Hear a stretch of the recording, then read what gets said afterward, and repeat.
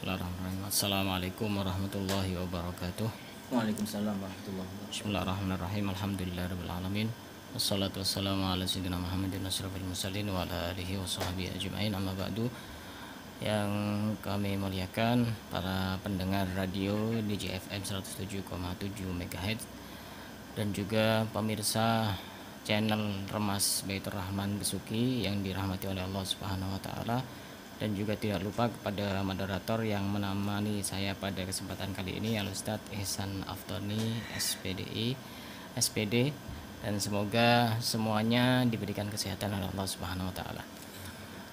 Di sini saya akan membahas satu tema yang berjudul cara mengisi hari raya, dan sebenarnya pada pembahasan-pembahasan di tempat yang berbeda ini sudah pernah saya bahas. Iya benar. Tapi karena pembahasannya sudah tidak ada lagi yang berkaitan dengan momen-momen yang sekarang ini, akhirnya saya ulang kembali di tempat yang berbeda di kesempatan kali ini. Kami sudah hampir gitu. Iya. Tinggal Kenapa beberapa hari. tidak membahas puasa? Karena sudah hari ini terakhir sudah. Iya, benar. Sudah tidak momennya. Kenapa tidak membahas zakat fitrah? Sudah pernah saya bahas juga. Jadi biar tidak berulang-ulang. Para pemirsa dan para pendengar radio yang dimuliakan oleh Allah Subhanahu wa taala, tadi sempat diposting di grup WA itu cara mengisi hari raya, itu ada yang komen, Ustaz. Iya.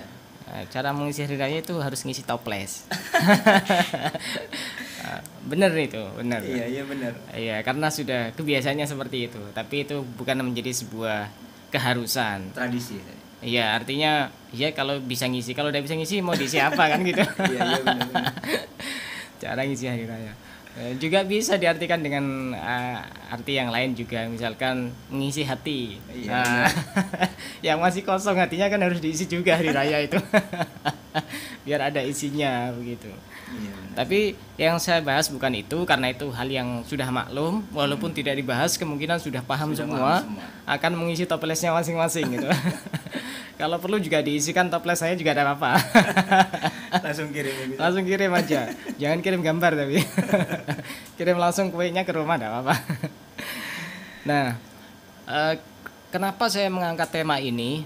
Karena fenomena yang sering kita lihat di sekitar kita, mungkin sebagian orang mengisi hari raya dengan hal-hal yang mungkin kita nilai dengan sesuatu yang negatif. Iya. Mungkin sebagian merayakannya dengan hura-hura, dengan Petasan. main petasan, atau misalkan dengan sepeda motoran keliling-keliling, blayer-blayer, knalpotnya itu sudah dialihfungsikan dengan suara yang agak bising. Apakah dengan cara seperti itu kita mengisi hari raya? Atau mungkin sebagian, naudzubillah, mungkin ada yang sampai minum-minum, Iya. minum minuman keras ya, bukan minum air. Ini kan hal yang sangat negatif sekali, sehingga kita perlu untuk membahas sebenarnya kita harus mengisi dengan apa yang harus kita lakukan pada saat hari raya, baik pada malam harinya maupun keesokan harinya. Itu sebenarnya apa? Sebelum kita membahas itu, ada hal yang perlu ingin saya sampaikan, bahwasanya hari raya itu artinya hari yang perlu untuk dirayakan. Iya. Nah, ini perlu kita pahami bahwasanya kenapa kok harus dirayakan. Nah, ini pasti hari raya ini mengandung makna yang cukup dalam, bahwasanya orang yang merayakan hari raya itu adalah orang yang memang sudah benar-benar bersungguh-sungguh sekuat tenaga berjuang melawan lapar dan dahaga, dan juga melawan godaan-godaan selama dia melaksanakan ibadah puasa, sehingga ketika sudah memasuki Idul Fitri, dia benar-benar bisa merayakan hari itu dengan kemenangan. Iya. Kemenangan ini kan bagi mereka yang berjuang. Berjuang. Kalau orang menyerah, bagaimana disebut pemenang? Orang yang menyerah sebelum bertanding, dia itu bukan pemenang tapi pecundang. Tapi kalau pemenang itu adalah orang yang sudah berjuang sekuat tenaga, walaupun mungkin kenyataannya dia mungkin ada kalahnya juga, tapi dia bisa disebut pemenang secara hakikat dan sebenarnya seperti itu. Sehingga hari raya ini sebenarnya bagi mereka yang memang bersusah payah, berjuang sekuat tenaga melawan lapar dan dahaga, dan juga melawan hawa nafsunya, melawan godaan-godaan setan selama bulan puasa. Satu contoh ya, misalnya ada orang tidak puasa misalkan ya. Iya. Orang tidak puasa. kemudian hari raya, dia mengatakan ini hari kemenangan. Kemenangan yang mana? Ikut-ikutan gitu. Nah iya, kan kita sering mendengar istilah hari kemenangan. Itu Iya. kan berarti hari yang dimana dia menang. Menang melawan apa? Iya, iya. Kalau misalkan ada orang tidak puasa, menang melawan apa? Lapar juga dia kalah, haus juga dia kalah. Tetap dia itu masih melaksanakan makan dan minum. Menang melawan apa? Melawan hawa nafsu, ya otomatis dia kalah karena dia tidak puasa. Iya. Melawan godaan setan, otomatis dia juga kalah karena masih terpengaruh dengan dia melakukan hal yang dilarang oleh agama, yaitu dia tidak puasa. Jadi hari kemenangan pun juga sebenarnya pantas disandang bagi mereka yang memang benar-benar berjuang. Kalau orang yang tidak pernah berjuang, bagaimana bisa disebut dia memenangkan pertandingan? Ini kan hal yang aneh sekali. Nah, ini terkait dengan hari raya. Sebelum saya bahas yang lebih detail lagi, saya akan membahas hal yang sering kali kita jumpai pada saat hari raya, yang ini akan saya dahulukan karena biar tidak lupa. Karena pembahasan yang lain sudah tercatat rapi di sini. Iya, iya. Satu contoh begini. Di saat hari raya, momen lebaran itu, kita kan sering melihat ada orang itu yang saling bermaaf-maafan. Iya. Nah, bermaaf-maafan ini kan mungkin timbul tanda tanya. Ini sebenarnya berdasar apa enggak? Datang ke tetangga gitu guys ya. Datang ke tetangga terus minta maaf satu Iya. sama lain. Ini sebenarnya berdasar apa enggak? Boleh apa enggak begitu? Apakah ini juga pernah dicontohkan Rasulullah? Yang pasti kalau ditanya seperti itu, Rasulullah tidak pernah mencontohkan seperti itu. Iya. Tapi apakah kemudian otomatis ini hal yang dilarang? Belum tentu. Tergantung dulu, tergantung apakah ini bertentangan dengan Al-Quran maupun hadis atau tidak. Kalau bertentangan, ya otomatis itu dilarang juga. Kalau tidak, ya siapa yang mau bisa melarang? Dan sebenarnya kenapa kok harus ada maaf-maafan pada saat hari raya? Ini saya kira berangkat dari sebuah hadis sahih tentang keutamaan orang yang berpuasa pada bulan Ramadan. Bahwasanya Rasulullah SAW bersabda, "Man shoma Ramadhana imanan wahtisaban, ghufira lahu ma taqaddama min dzambi." Barang siapa yang berpuasa pada bulan Ramadan dengan tujuan iman dan mengharap ridho dan pahala dari Allah, maka dosa-dosanya akan diampuni oleh Allah yang terdahulu. Nah, di sini para ulama juga menjelaskan bahwasanya dosa yang diampuni itu adalah dosa yang berhubungan dengan Allah. Sedangkan dosa yang berhubungan dengan sesama manusia tidak bisa diampuni dengan hanya berpuasa. Makanya agar kita itu benar-benar lengkap pada saat berpuasa, dosa kita baik yang berhubungan dengan Allah ataupun yang berhubungan dengan sesama manusia sama-sama lengkap diampuni oleh Allah. Makanya ada muncul istilah, kalau kita sebutnya mungkin tradisi, ya tradisi minta maaf. Ini sangat bagus sekali. Iya, iya. Dan tidak perlu untuk dipunahkan. Justru saya kira sangat perlu untuk dilestarikan, karena memang agar benar-benar lengkap. Ya, agar benar-benar lengkap. Kalau misalkan kita tidak saling memaafkan, ya nanti berarti kan dosa kita yang berhubungan dengan sesama manusia bisa jadi masih belum diampuni oleh Allah. Iya. Jadi menjadi aneh sekali ketika ada sebagian kelompok yang melarang, oh itu bid'ah, itu haram. Haramnya dari mana? Orang minta maaf. Bener apa enggak? Bagus kan ya Ustaz ya? Bagus. Dilarang di dalam Al-Quran apa tidak orang minta maaf? Tidak dilarang. Hadis juga tidak pernah melarang orang minta maaf, justru bagus. Ini juga berdasar dalam sebuah hadis sahih riwayat Imam Bukhari, bahwasanya Abu Hurairah meriwayatkan bahwasanya Rasulullah SAW bersabda, "Man kanat lahu madlamatun li akhihi min ardihi aw syai'in falyatahallalhu minhu al-yawma qabla alla yakuna dinar wala dirham." Barang siapa yang mempunyai kedoliman, artinya pernah berbuat dolim kepada orang lain, baik itu berhubungan dengan harga diri orang lain maupun yang lainnya, misalnya pernah menyakiti, pernah membuli, atau pernah dia itu menghina misalkan, kata Rasulullah apa? Maka hendaknya dia minta halal, minta halal sebelum datangnya hari itu di mana sudah tidak ada kesempatan, artinya hari kiamat di hadapan Allah. Makanya faliyatahallalhu ini, dari hadis ini muncul istilah halal bihalal, atau sebagian orang lebih akrab dengan istilah istihlal juga, beda istilah saja tapi sebenarnya maksudnya sama saja. Tujuannya sama. Ya, minta halal artinya minta maaf. Ya karena waktu itu kita sudah tidak mungkin, masa kita mungkin minta maaf di hadapan Allah, minta maaf kepada yang bersangkutan, itu sudah alamnya yang berbeda. Iya. Nah, kata Rasulullah, sebelum waktu itu kita sudah tidak bisa minta maaf dan tidak ada manfaatnya dinar dan dirham. Artinya rupiah kita sudah tidak bisa kita manfaatkan saat itu. Misal kita harus bayar orang 1 miliar agar dimaafkan, uang kita di mana? Kan tidak ada. Iya, nggak ada. Pakai dolar kita di mana? Kan di situ sudah kita tidak bawa apa-apa kecuali bawa amal kita masing-masing, kan begitu. In kana lahu amalun soleh ukhidha minhu biqadri madlamatihi. Dan ketika dia punya amal soleh, maka nanti ketika dia punya kedoliman kepada orang lain, maka pahala amal soleh tersebut akan diambil sesuai dengan kedolimannya dia sendiri. Misal dia pernah berbuat dolim, misalkan 10 kali, maka pahala amal soleh 10 kali itu juga akan diambil sesuai dengan kadar kedolimannya kepada orang lain tanpa disadari. Lalu bagaimana jika dia tidak punya kebaikan sama sekali, tidak punya amal soleh sama sekali? Wa illam takun lahu hasanat ukhida min sayyiati sahibihi fahumil alaihi. Maka keburukan orang yang pernah kita dolimi itu akan ditimpakan kepada orang yang mendolimi.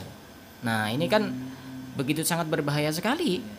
Makanya sebelum terlambat, lebih baik kita minta maaf kepada orang yang pernah kita dolimi, baik secara sengaja maupun tidak sengaja, baik secara lisan maupun secara tulisan ataupun dengan cara yang berbeda.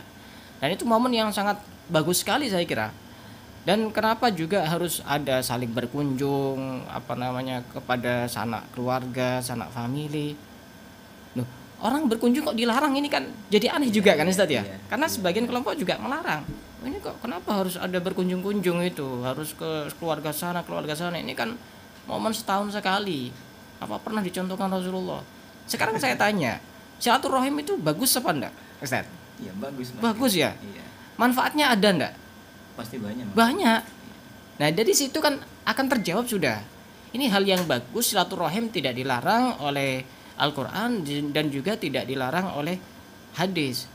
Saya jadi mikir kadang-kadang, Ustaz. Kalaupun seandainya tidak ada tradisi mudik, tidak ada tradisi sungkem, tidak ada tradisi saling berkunjung kepada keluarga setahun sekali, itu mungkin anak ini kadang sudah lupa sama orang tua. Iya, benar. Tapi yang sudah berjalan di Indonesia itu seakan-akan sudah menjadi kewajiban. Kewajiban dalam tanda kutip ya, mewajibkan diri kita sendiri untuk berkunjung kepada orang tua. Kalaupun seandainya tidak ada istilah mudik, istilah berkumpul dengan keluarga, Kapan lagi ya? Kapan lagi? Ya. Mungkin adanya saat hari-hari besar, punya acara-acara besar, acara pernikahan atau apa. Selain itu, mungkin susah. Jadi tidak bisa ditinggalkan tradisi ini ya? Iya, tidak bisa. Dilarangnya karena faktor apa gitu loh. Kalau misalkan ada yang protes misalnya karena bermaaf-maafan itu ada yang lawan jenis yang tidak ada hubungan mahram, itu hal yang berbeda itu. Iya. Pembahasan yang berbeda. Itu sudah jelas. Kita juga tidak setuju kalau misalkan ada lawan jenis yang tidak mahram kemudian salaman ya pasti kita juga tidak setuju kalau seperti itu, karena tidak sesuai dengan aturan syariat. Otomatis tidak boleh kan bersalaman dengan lawan jenis, kecuali lawan jenisnya itu istrinya ada masalah atau anaknya, bapak sama anak perempuannya, atau mertua sama menantunya, tidak masalah. Tidak harus pakai salam. Iya, tidak masalah begitu. Jadi ini hal yang sering kali ditanyakan pada saat datang momen-momen Lebaran atau Hari Raya Idul Fitri. Kemudian yang perlu untuk kita bahas juga bahwasanya pada malam Hari Raya Idul Fitri itu kan biasanya ada takbiran. Ini saya bahas lagi bahwasanya takbiran Idul Fitri itu sifatnya adalah takbir mursal. Mursal itu artinya tidak dibatasi dengan sholat. Artinya dimulai dari malam 1 Syawal ketika sudah terlihat hilal. Kalau di Indonesia itu kalau sudah dapat pengumuman resmi dari pemerintah ya, sidang isbat sudah ditetapkan, maka pada saat itu sudah ada kesunahan untuk hari raya untuk takbiran. Kecuali orang yang bisa melihat sendiri hilal, walaupun tanpa ini juga tidak masalah gitu. Ya, tapi takbiran sendiri jangan di masjid, nanti jadi fitnah karena masih belum resmi gitu.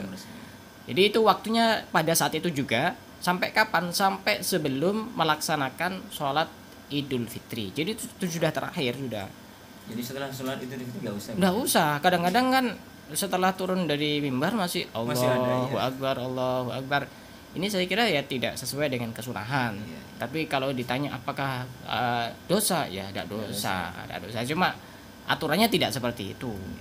Berbeda dengan hari raya Idul Adha. Takbirannya itu sifatnya adalah takbir muqayyad. Muqayyad itu artinya dia itu dibatasi dengan sholat-sholat. Di satu sisi yang lain, takbir Idul Adha itu juga ada kemiripan dengan takbir Idul Fitri. Artinya dimulai juga pada malam takbiran dan bahkan lebih awal. Pada tanggal 9, subuh tanggal 9 itu sudah 9 Dzulhijjah itu sudah disunahkan takbiran. Nanti malam kemudian takbiran lagi sampai sebelum sholat Idul Adha. Kemudian setelah itu masih ada lanjutannya. Itu disunahkan 3 hari setelahnya juga hari tasyrik itu, tanggal 11, 12, 13. Setiap selesai sholat itu disunahkan untuk takbiran, baik sholat sunnah maupun sholat fardu ataupun sholat qadha itu disunahkan selama 3 hari. Dan ini kadang-kadang ada sebagian orang yang tidak melakukan, dikira sudah habis, padahal masih ada kesunahan itu takbiran itu. Kalau Idul Fitri ya sudah selesai sudah. Kalau sudah sholat Idul Fitri ya sudah selesai. Nah, begitu. Kemudian juga yang biasanya kita lakukan pada saat Idul Fitri itu adalah sholat hari raya Idul Fitri. Itu hukumnya sunnah. Seringkali saya sampaikan, kadang-kadang orang itu lebih mementingkan yang sunnah daripada yang wajib. Sholat 5 waktu itu kan hukumnya wajib. Sedangkan sholat Idul Fitri itu kan hukumnya sunnah. Cuma fenomena yang terjadi kadang-kadang yang hadir sholat Idul Fitri jauh lebih banyak dibanding yang sholat 5 waktu. Ini kan menjadi masalah juga. Bahkan di masjid kalau pas hari Idul Fitri full. Oh, bukan full, tambah sampai ke lapangan sampai ke kalau di masjid sini sampai ke alun-alun gitu.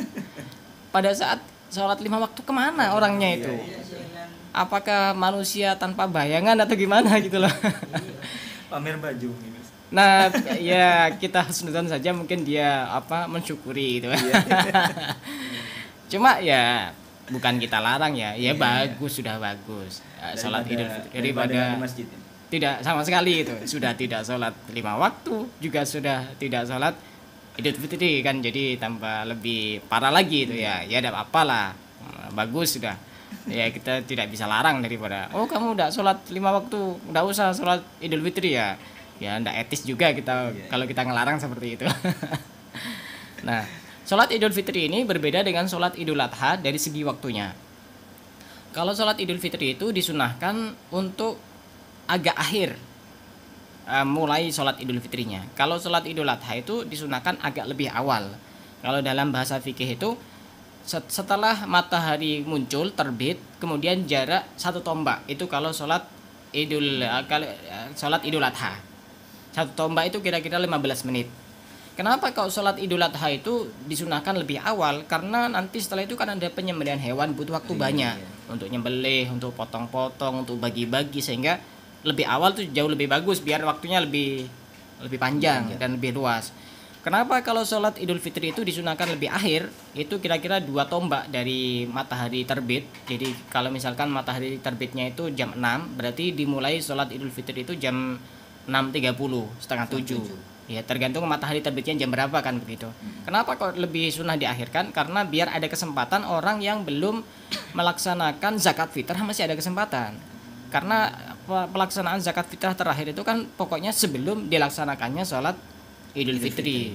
Kalau pas misalkan sholat Idul Fitrinya jam setengah 6, ada orang yang tadi malam belum sempat zakat fitrah, kan akhirnya dia tidak melakukan kewajibannya dia sebagai seorang muslim untuk mengeluarkan zakat fitrah, kan kasihan begitu. Itu perbedaannya sholat Idul Fitri dan sholat Idul Adha. Dan kemudian juga akan timbul pertanyaan, sebenarnya sholat Idul Fitri itu lebih bagusnya di masjid atau di lapangan, atau di alun-alun, atau di stadion misalkan. Kalau pertanyaan ini muncul, maka jawabannya itu tergantung. Lihat situasi dan kondisi. Dalam madzhab Syafi'i pun juga tidak mengharuskan langsung ke masjid.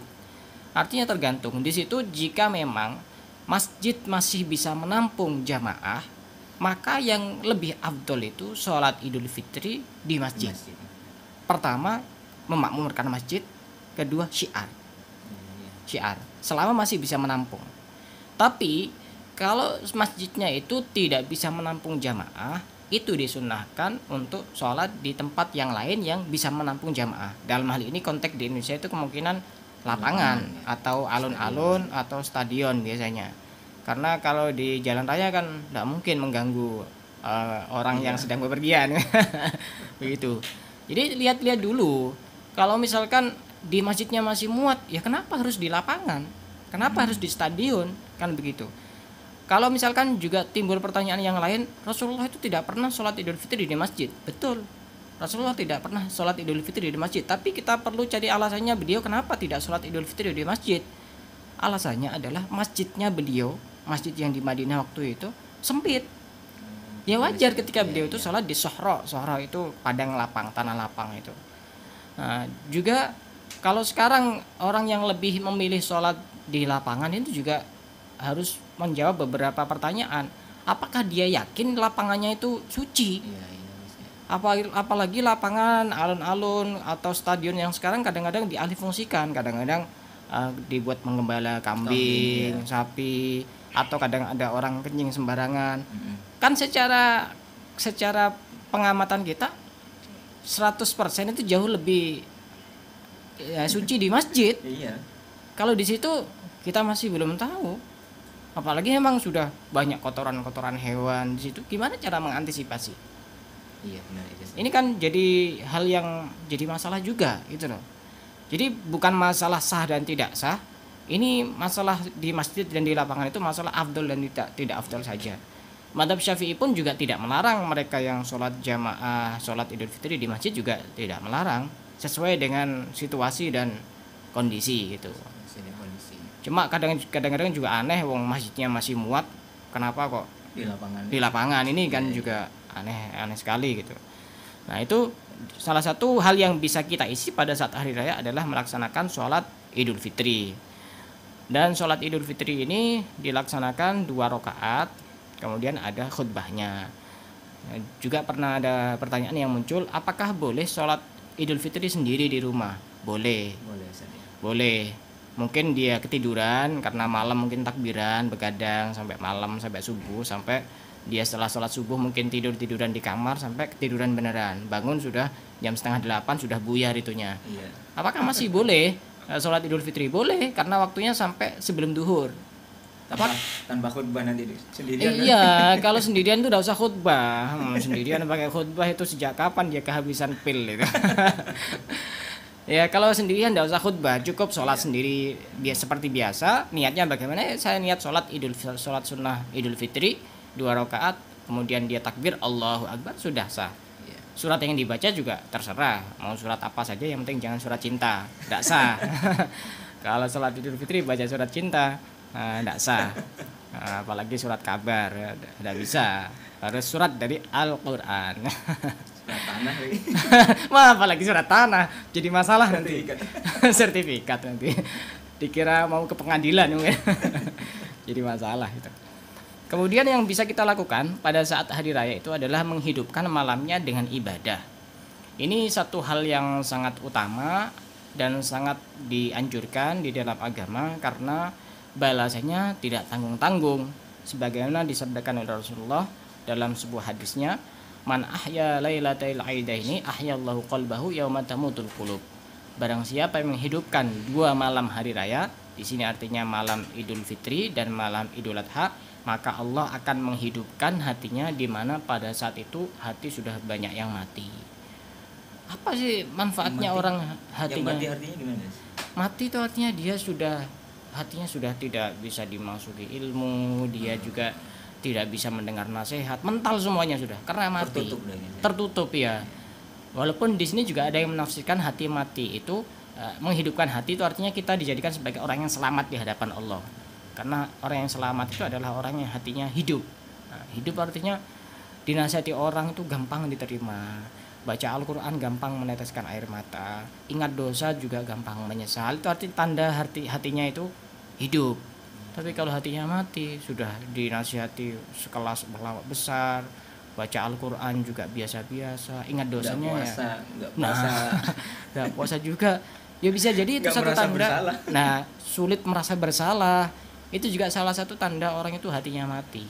Ini juga menjadi bahaya karena memang yang paling terpenting dari diri manusia itu adalah hatinya. Ala inna fil jasadi mudghah idza saluhat salahal jasadu kulluh wa idza fasadat fasadal jasadu kulluh ala wahyal qalb. Di dalam diri manusia itu ada satu segumpal darah. Kalau dia itu baik maka semuanya akan baik. Pokok orang itu hatinya baik, insya Allah dohirnya juga baik. Tergantung hati ya. Iya, tergantung hatinya. Cuma ini kadang-kadang disalahartikan Ustaz. Misal ya, contoh ya, ada orang mencuri. Mencuri ini boleh apa tidak boleh? Pasti tidak boleh. Tidak boleh ya, haram ya. Iya. Kemudian kita bilang, kamu jangan mencuri. Mencuri itu tidak boleh. Kamu kan tidak tahu hati saya, tujuannya apa. Tidak bisa kalau urusan hati itu dihubungkan dengan hal yang maksiat. Tidak bisa. Iya. Kamu kan tidak tahu nanti ini uang akan saya kasihkan ke siapa. Tidak bisa kalau urusan hati dihubungkan dengan hal yang maksiat. Contoh yang lain misalkan hati dihubungkan dengan maksiat. Misalkan ada orang gibah misalkan, gosip, ngomongkan orang. Kemudian kita nasihati, tidak bagus itu ngomongkan orang gibah itu. Kamu kan tidak tahu niat saya. Niat saya itu nyenangkan orang. Kalau saya tidak ikut nimbrung gosip kan tambah menyakiti. Tidak bisa kalau seperti itu. Walaupun tujuan baik gak bisa. Tujuannya baik tidak bisa kalau berhubungan dengan maksiat. Tidak bisa kalau tujuannya baik berhubungan dengan maksiat itu tidak bisa. Tujuan baik yang dilakukan juga baik. Itu baru nyambung seperti itu. Nah, juga termasuk hal yang bisa kita dapatkan ketika kita menghidupkan malam hari raya, maka kita akan mendapatkan jaminan surga dari Rasulullah. Dalam sebuah hadisnya beliau bersabda, "Man ahyal layalil arba wajabat lahul jannah." Barang siapa yang menghidupkan 4 malam, maka wajib baginya surga. Tidak tanggung ini, dapat surga. Langsung ya. Iya. Apa itu 4 malam itu? Lailatul Tarwiyah, malam Tarwiyah. Itu malam tanggal 8 Dzulhijjah. Kemudian Walailatul Arafah, malam tanggal 9 Dzulhijjah. Walailatul Nahri, malam Idul Adha. Walailatul Fitri, dan malam hari raya Idul Fitri. Kalau kita bisa menghidupkan malam-malam tersebut dengan ibadah, maka kata Rasulullah akan mendapatkan jaminan surga. Juga nanti akan timbul pertanyaan, bagaimana caranya kita menghidupkan malam tersebut dengan ibadah, minimal dengan apa sehingga kita bisa mendapatkan jaminan surga? Dikatakan oleh para ulama, minimal dengan kita melaksanakan sholat isya dan sholat subuh berjamaah pada saat hari raya Idul Fitri, maka kita sudah mendapatkan jaminan dari Rasulullah, wajabat lahul jannah. Maka ini harus diperhatikan betul, jangan sampai malam hari raya itu tambah dijadikan momen untuk keluyuran, untuk hura-hura.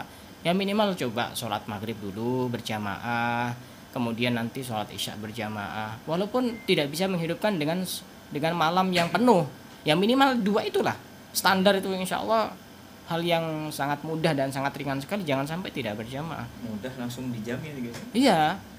Ya saya kira kan tidak butuh waktu banyak. Apalagi anggap saja sholat berjamaah maghrib, anggap saja butuh waktu 5 menit gitu. Sholat berjamaah isya butuh waktu 5 menit. Kan juga cuma kita menyisihkan waktu selama 10 menit. Masa tidak bisa?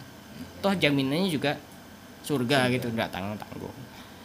Kemudian juga yang bisa kita laksanakan pada saat hari raya itu adalah mandi, sunnah mandi hari raya, baik bagi orang yang mau menghadiri sholat Idul Fitri maupun yang tidak. Ini hukumnya sunnah.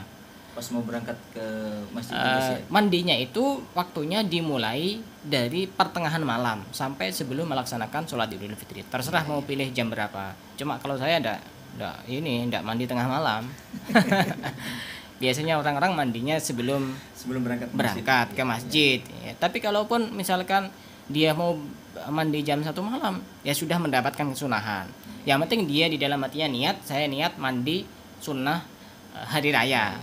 Begitu sudah cukup. Tidak harus nawaitul ghusla misalkan Idul Fitri misalkan, ya tidak harus seperti itu. Tidak harus berbahasa Arab ya. Tidak harus berbahasa Arab. Niat itu gampang, yang penting di dalam hatinya itu, biar mendapatkan kesunahan. Jangan sampai kita mandi tapi tidak niat mandi hari raya.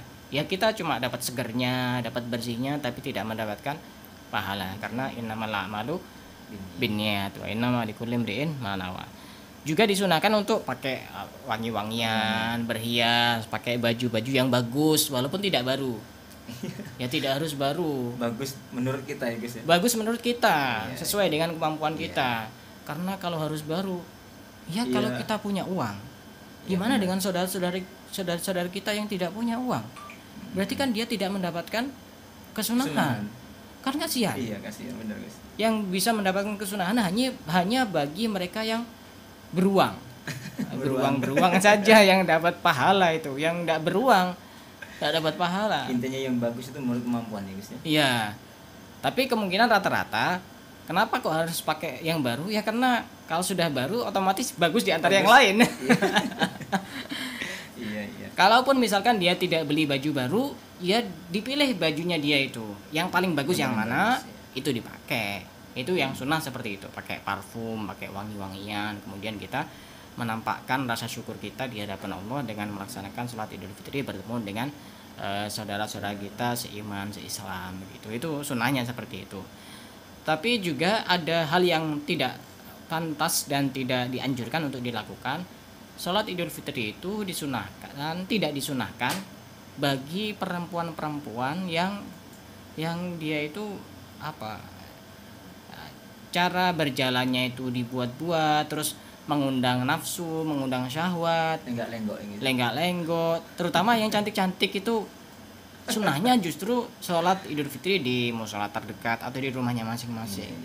Soalnya kadang-kadang kan yang cantik-cantik berangkat ke masjid sholat Idul Fitri pakai kaos ketat, pakai celana ketat, pas mukenanya itu di seperti ini, kadang-kadang di begini kayak orang mau khutbah. Jadi kan lekuk tubuhnya itu kan kelihatan.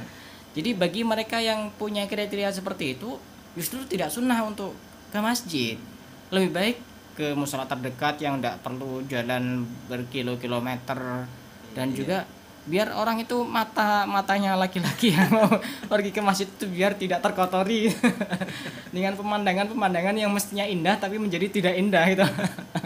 Karena memang tidak sunnah. Jadi ya harus tahu diri. Kalau istilah orang Madura rot perot ya ada masalah, ada apa-apa. Silakan pergi ke masjid itu. Walaupun mukenanya ditaruh di sini ya siapa yang tertarik gitu. Tidak ada yang tertarik. Jadi itu sunnahnya seperti itu. Kemudian juga hal yang sunnah yang bisa kita lakukan untuk mengisi hari raya adalah berangkat pagi-pagi untuk ke masjid selain imam. Kalau imam itu justru disunahkan berangkat agak akhir atau menjelang akhir. Biar jamaah sudah datang semua, karena nanti kalau imam sudah datang nanti sudah lama gitu. Ya itu juga salah satu alasannya juga bisa jadi. Cuma nanti juga ketika imam sudah datang, anggap saja malaikat itu sudah menutup. Jadi ada malaikat yang bagian mengabsen itu. Ini si fulan hadir. Tapi kalau sudah imam datang, sudah anggap saja guru sudah datang ke kelas. Itu bisa jadi sudah di alpa itu yang datang setelahnya. Kan kasihan. Jadi lebih baik itu kalau imam itu agak akhir. Tapi jangan akhir-akhir terlalu akhir. Artinya dia sudah ancang-ancang berada di situ. Ya kalau rumahnya jauh kan kasihan nanti. Bisa nunggu sampai beberapa menit, bisa jadi sampai 1 jam. Kan kasihan jamaahnya juga itu. Dan juga disunahkan untuk berangkat ke masjid sholat Idul Fitri itu berangkatnya cari jalan yang lebih jauh. Karena pahala berangkat menghadiri sholat Idul Fitri itu jauh lebih besar dibanding pahala pulangnya. Begitu juga ketika mendatangi tempat-tempat yang baik atau acara-acara yang baik itu disunahkan untuk berangkatnya cari jalan yang lebih jauh. Tapi jangan jauh-jauh amat. Dari sini sampai lewat Situbondo. Nah, misalkan saya mau sholat di Masjid Jami di alun-alun ya ada harus aling-ling keliling sampai Situbondo kan, harus cari tempat yang jauh. Gundulmu itu. Nanti sudah nyampe masjid sudah buyar itu. Ya misalkan contoh ya, saya kasih contoh ya biar gampang dipahami bagi orang yang tinggal di Besuki. Misalkan rumah saya kan di Rawan di selatannya Alfamart. Itu saya kalau mau ke Masjid Jami itu saya lewat PLN ya. Berarti kan ke timur itu ya. PLN terus lurus lewat lampu merah. Lurus terus itu. Lurus alun-alun sampai ujung alun-alun yang sebelah utara itu, utara bagian timur. Saya belok ke barat, baru belok ke selatan. Nah, itu kalau berangkatnya. Kalau pulangnya langsung lurus saja. Nah, ke sini. Ini kan lebih pendek. Sunahnya seperti itu. Kalau jalan pulang cari jalan yang lebih dekat. Kalau jalan berangkat cari jalan yang agak jauh tapi jangan jauh-jauh benar gitu. Kemudian Disunahkan juga sebelum berangkat sholat Idul Fitri, disunahkan makan terlebih dahulu. Itu sunnah. Makannya apa? Ya kalau bisa kurma yang ganjil 1, 3, yang penting bukan 101. Kalau pas terlalu kenyang gimana gitu? Ya itu nanti bisa jadi di masjid itu apa kepikiran ke kamar mandi itu, jadi tidak khusyuk. Sunnah seperti itu sebelum sholat Idul Fitri. Apa namanya, hikmahnya apa? Untuk membedakan sekarang sudah tidak puasa. Gitu guys ya. Hari ini sudah tidak puasa, jadi makanya pagi-pagi itu kita disunahkan makan terlebih dahulu, walaupun makan makanan yang sekedarnya. Tidak Misal- harus manis. tidak artinya tidak harus makan nasi, pokoknya Begitu kita ya. makan lah, Iya, makan iya. kurma atau makan kue atau makan apa kayak begitu, itu sunnah. Berbeda dengan sholat Idul Adha, itu kita disunahkan untuk tidak makan sampai setelah selesai kita melaksanakan sholat Idul Adha. Jadi setelah subuh itu kita disunahkan tidak makan tidak minum sampai setelah melaksanakan sholat Idul Adha, baru setelah itu kita makan atau minum. Itu bedanya, karena Idul Adha kan tidak sama dengan Idul Fitri kan begitu. Kemudian yang berikutnya juga sering kali kita saksikan bersama bahwasanya banyak orang yang memberi ucapan selamat hari raya pada saat Idul Fitri. Selamat hari raya Idul Fitri. Ini sebenarnya boleh apa tidak boleh ya? Kira-kira Ustaz, boleh apa tidak boleh ya? Boleh kayaknya Ustaz. Boleh ya. Iya. Bagaimana Ustaz? Nah, ini soalnya kadang-kadang ada orang yang terlalu ngotot itu. Iya. Rasulullah itu tidak pernah mencontohkan seperti itu, selamat hari raya Idul Fitri. Rasulullah kan orang Arab. Masa iya selamat hari raya Idul Fitri Iya. gitu. Nah, yang bagus itu taqabbalallahu minna wa minkum itu. Dalil-dalilnya mereka itu. Selamat itu kan dalam arti kita memberikan ucapan kebahagiaan bagi orang yang dia itu mendapatkan kenikmatan. Misalkan ada bayi yang lahir, maka kita mengucapkan selamat ya. Apakah juga didukung oleh Al-Quran? Didukung. Fabasyarnahu bihulamin halim. Pada saat ada salah seorang putranya Nabi lahir, itu juga diberi kabar gembira, kasih selamat. Dan memang itu disunahkan kita mengucapkan selamat ketika kita mendapatkan kenikmatan. Nah, kenikmatan apa yang kita dapat pada saat hari raya Idul Fitri? Kita diberi kenikmatan bisa melaksanakan ibadah puasa selama 1 bulan. Apa bukan kenikmatan? Tidak semua orang loh bisa seperti itu. Sehingga kita mengucapkan selamat hari raya. Jadi ya tidak ada yang salah apanya. Karena tidak dicontohkan Nabi. Ya konteksnya berbeda. Begitu. Juga kita juga tidak dilarang juga kalau mengucapkan taqabbalallahu minna wa minkum ya bagus juga, tapi ya jangan melarang lah kalau ada orang mengucapkan selamat hari raya Idul Fitri. Apalagi juga banyak kata-kata yang puitis kadang-kadang muncul itu. Iya, pasti, saat Gus. tangan tidak bisa berjabat, saat mulut tidak bisa berucap, itu tanda orang stroke itu. Sudah muncul tinggal copy paste sudah. Iya. Banyak sudah itu. Jadi ya tidak masalah, karena itu hal yang sangat bagus sekali mengungkapkan rasa syukur kita kepada sesama karena mendapatkan kenikmatan. Dan juga silaturahim itu juga tidak kalah penting, karena silaturahim itu dianjurkan di dalam agama, dan bahkan dalam sebuah hadis disebutkan man ahabba ayyub satalahu fi rizqihi aw yunsha'alahu fi astarihi falyasil rahimah. Barang siapa ingin dilapangkan rezekinya, ingin dipanjangkan umurnya, maka hendaknya dia menyambung tali silaturahim. Ya bagus, masih dikatakan bid'ah nanti. Bid'ah, apalagi sesat lah. Silaturahim kok sesat-sesatnya di mana itu? Juga ada ancaman bagi orang yang memutus tali silaturahim. Dalam sebuah keterangan disebutkan dalam sebuah keterangan itu disebutkan lupa saya, jadi lupa. Nanti insya Allah sambung pertanyaan lagi sambil saya ingat-ingat. Mungkin ada pertanyaan baik dari pendengar radio maupun dari pemirsa channel YouTube Permas Beto Rahman Besuki. Silakan Ustaz. Terima kasih Gus Muhammad Syafi'i. Para pemirsa, para pendengar dimanapun Anda berada yang dirahmati Allah Subhanahu Wa Taala, begitulah tema yang dipaparkan oleh narasumber kita Gus Muhammad Syafi'i, Magister Pendidikan. Mungkin dari para pemirsa ada sebuah pertanyaan, silakan menghubungi kami di nomor 085336112862 atau bisa melalui SMS 085336112861 atau bisa langsung melalui WhatsApp 082312415413. Bisa juga melalui channel YouTube kami di Remas Baitur Rahman. Baik, kami mewakili penanya pertama dari SMS, Ustaz. Ya, silakan. Dari Sopyan Dirawan, bagaimana hukumnya berjabat tangan di hari raya Idul Fitri yang bukan muhramnya?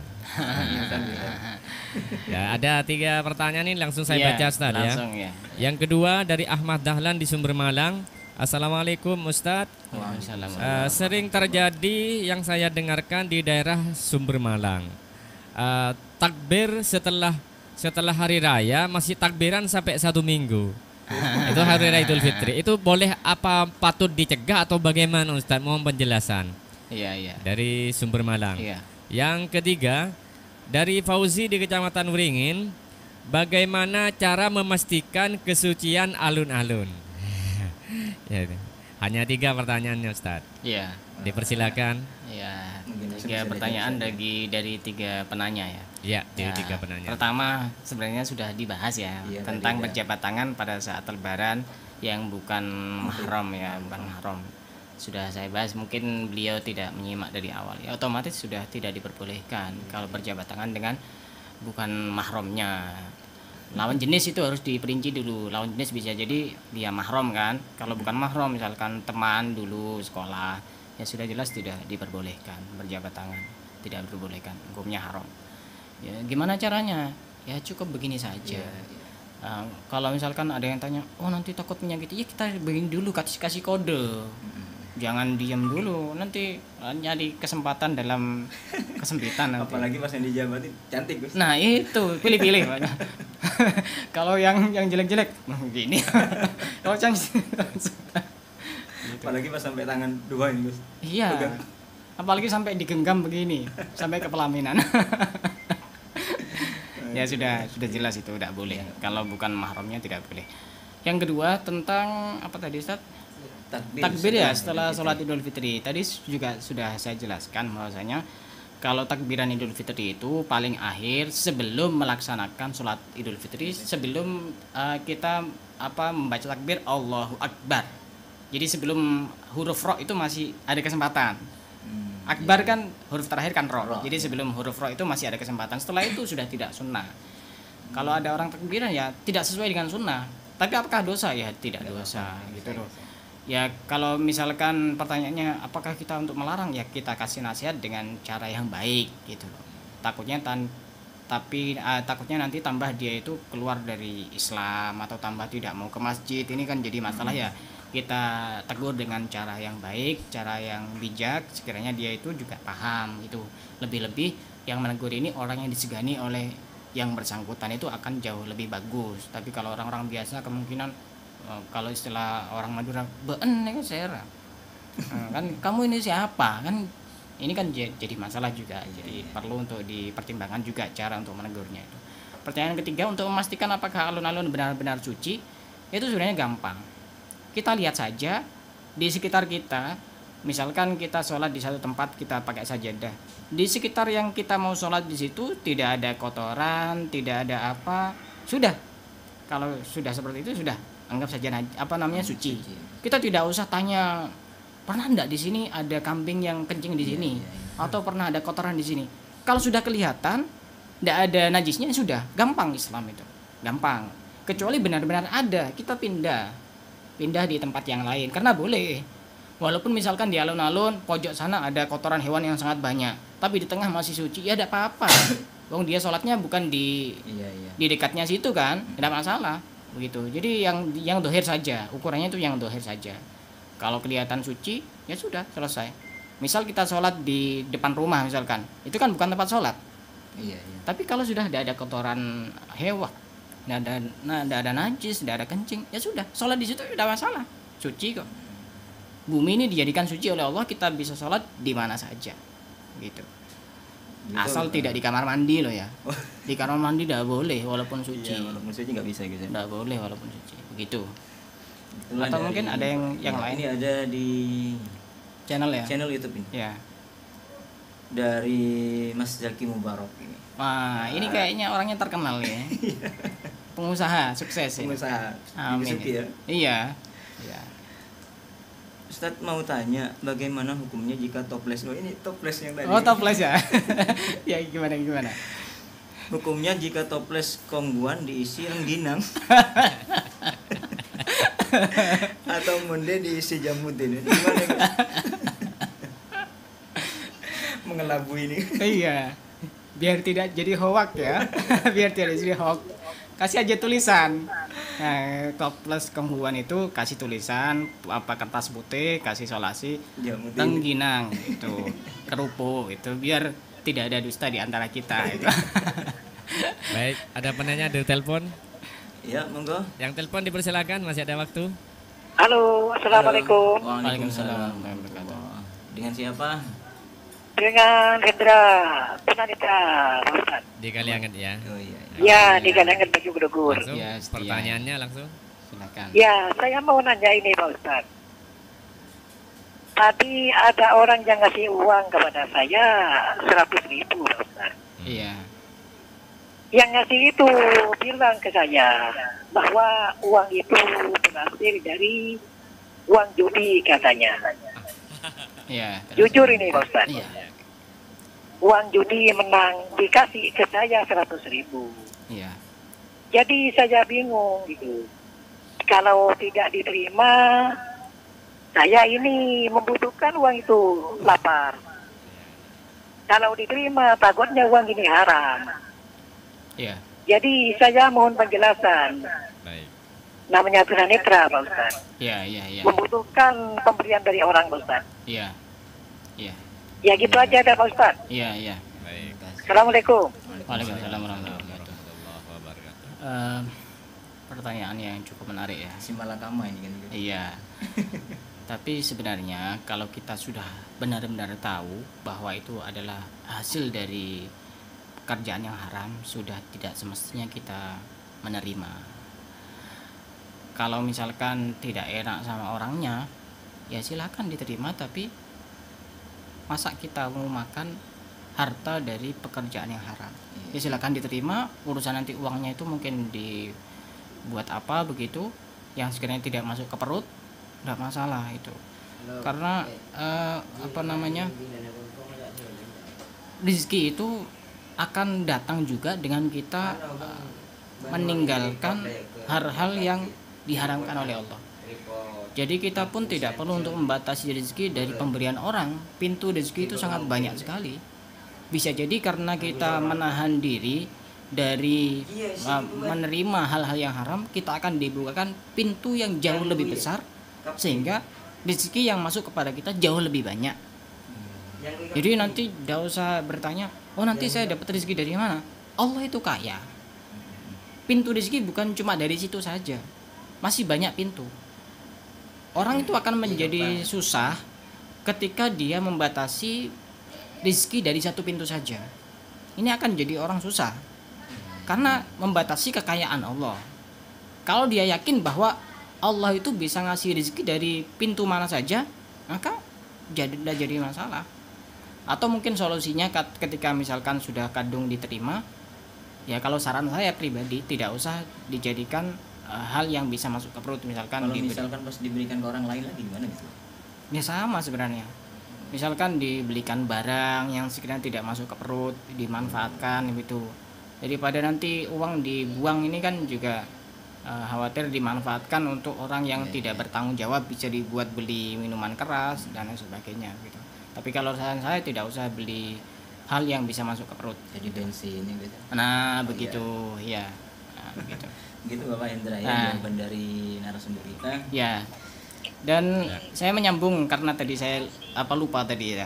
Iya. Yang saya mengutip satu keterangan tadi, mumpung ingat ini. Biar Monitor ya. oh ya.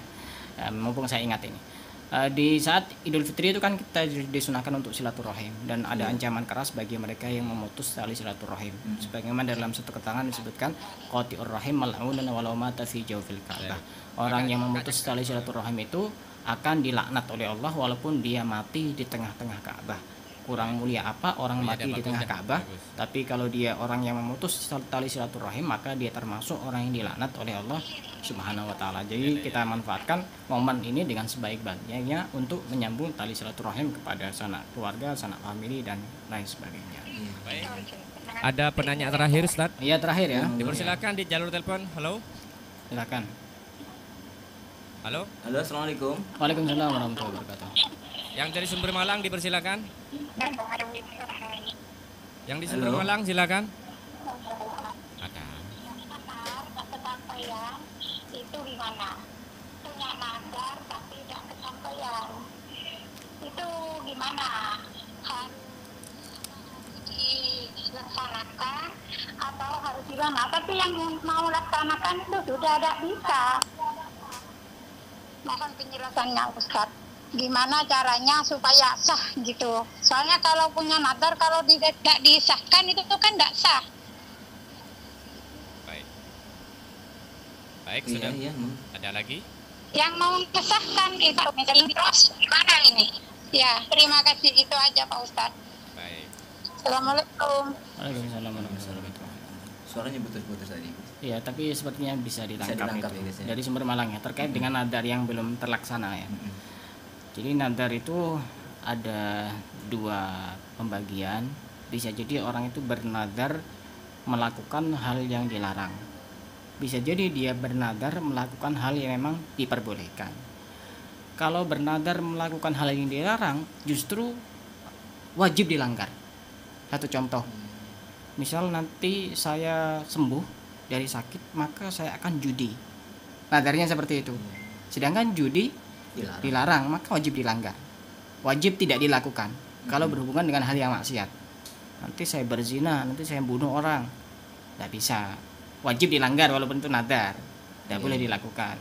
Tapi kalau nadar itu hal yang diperbolehkan, maka sudah semestinya dilakukan, hukumnya wajib. Makanya saya kasih saran bagi orang-orang yang punya nadar itu, kalau nadar itu sebaiknya yang sekiranya dia mampu, jangan menyulitkan diri dengan urusan nadar. Misalkan begini ya contohnya, kalau saya diterima di perusahaan ini, maka saya nanti akan minggu depan saya akan puasa Senin Kamis minggu depan, langsung dibatasi minggu depan. Ini kan menyulitkan diri. Lebih baiknya begini, nanti kalau saya diterima di perusahaan ini, saya akan puasa Senin Kamis, tidak ditentukan. Ini jauh lebih gampang karena dia bisanya kapan, itu jauh lebih bagus. Iya. Karena kalau minggu depan otomatis harus minggu depan, tidak boleh ditunda-tunda. Iya kalau dia bisa. Kalau pas tiba-tiba dia tidak bisa, berarti kan dia dosa. Karena dia meninggalkan yang wajib. Hukumnya nadar itu wajib. Jadi kalau tidak terlaksana dan tidak mampu ya sudah tidak mampu.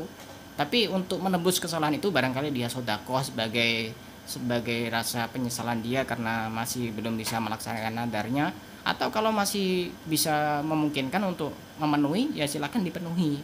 Karena memang nadar itu hukumnya wajib gitu loh. Nadar itu hukumnya wajib dan jangan memberatkan. Misalkan saya harus berjalan kaki dari Basuki Situbondo sampai ke Jakarta. Ini nadar yang memberatkan.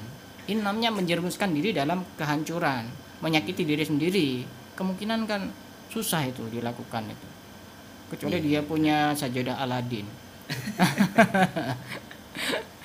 Begitu. Iya, begitulah penanya dari Sumber Malang tadi sih. Iya, Sumber Malang. Semoga bisa terjawab ya. Iya. Para pemirsa, para pendengar yang dirahmati Allah Subhanahu wa taala, hari ini sudah mencapai penghujung acara ini guys ya. Iya, sudah jam pukul 5. 17 ini. Iya. 17 bahkan 01 ini guys. Iya, Sudah 17 lewat. tidak ya. terasa ini. Iya. Puasa juga tidak terasa ini. Iya, hampir habis. Sebelum kita tutup Gus, dimohon untuk doanya dulu. Iya. Semoga acara ini bisa berjalan lancar untuk kedepannya, bahkan untuk tahun berikutnya. Iya. Silakan Gus. Bismillahirrahmanirrahim. Alhamdulillahirabbil alamin. Allahumma shalli ala sayyidina Muhammad wa ala sayyidina Muhammad. Allahumma tsabbit imanana wa nawwir qulubana wa barik lana fi ma ataitana wa sallimna fid dunya wal akhirah. Allahumma nawwir qulubana bi nuri hidayatika kama nawwartal arda bi nuri syamsika abadan abadan bi rahmatika ya arhamar rahimin. Ya Allah, terangilah hati kami sebagaimana Engkau menerangi bumi ini dengan cahaya mataharimu. dengan kekuasaan-Mu ya Allah ya Rabbal Alamin. Ya Allah, ampunilah dosa-dosa kami, dosa keluarga kami, dosa kerabat-kerabat kami, dosa sahabat-sahabat kami, dosa saudara-saudara kami, dosa tetangga-tetangga kami, dan dosa orang-orang Islam ya Allah, dengan kekuasaan-Mu ya Allah. Innaka ala kulli syai'in qadir. Rabbana atina fid dunya hasanah wa fil akhirati hasanah wa qina adzabannar. Wassallallahu ala sayyidina Muhammadin wa ala alihi washabbihi wa baraka wasallam. Subhana rabbika rabbil izzati amma yasifun. Wassalamun alal mursalin. Walhamdulillahi rabbil alamin. Terima kasih kepada Gus Muhammad Syafi LC Majelis Pendidikan yang telah menyempatkan hadir sini, bahkan sampai dadakan kadangnya Gus. Iya. Ketiga kalinya ini. 3 kali ya. Iya. Semoga Allah membalasnya Gus. Amin amin. Para pemirsa, para pendengar dimanapun Anda berada yang dirahmati Allah Subhanahu wa Ta'ala, kali ini sudah mencapai penghujung acara. Saya selaku moderator, mungkin dari awal sampai akhir ada kesalahan dalam berucap, dalam berkata, mohon maaf yang sebesar-besarnya. Dan akhirnya wallahul muwaffiq ila aqwamit thoriq. Wassalamualaikum warahmatullahi taala wabarakatuh. Waalaikumsalam warahmatullahi